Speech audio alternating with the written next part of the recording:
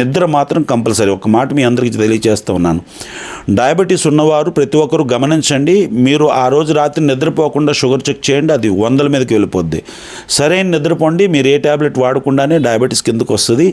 కాబట్టి ప్రతి ఒక్కరు కూడా ఆరోగ్యవంతమైనటువంటి ఆహారాన్ని, వ్యాయామాన్ని, క్వాలిటీ స్లీప్ని ఖచ్చితంగా ప్రతి ఒక్కరూ చేయగలిగితే మందులు లేకుండానే డయాబెటీస్ని మనం తగ్గించుకోవచ్చు. ఒకవేళ రెసిస్టెన్స్ డయాబెటీస్ లాంటివి, టైప్ 2 డయాబెటీస్ లాంటివి ఉన్నవారు ఖచ్చితంగా ఆయా మందులను వాడుతూ తగు సూత్రాలను కనుక్కోగలిగితే, తరచుగా మీరు మంచి లైఫ్ స్టైల్ మీరు కానీ అలవాటు చేసుకోగలిగితే రాను రాను మీ దగ్గర ఉన్నటువంటి ట్యాబ్లెట్ల సంఖ్య తగ్గిపోయి నెమ్మదిగా మీకున్నటువంటి ఈ యొక్క డయాబెటీస్ తగ్గిపోతుంది. మీరు ఈ ఆరోగ్య సూత్రాలు పాటిస్తే సరిపోతుంది. మరొక విషయం, ఎవరైతే డయాబెటీస్తో బాధపడుతున్నారో వారు 10% మీ బరువులోంచి, అంటే ఉదాహరణకు మీ యొక్క 70 కేజీలు బరువు ఉంటే 7 కేజీలు మీరు తగ్గగలిగితే మీరు ఏ మందులు వాడకుండానే డయాబెటీస్ మీ కంట్రోల్లోకి వస్తుంది. ఈ విషయాన్ని గమనించి ప్రతి ఒక్కరూ ఆరోగ్యంగా ఉండవలసిందిగా మనం చేస్తూ ఉన్నాం.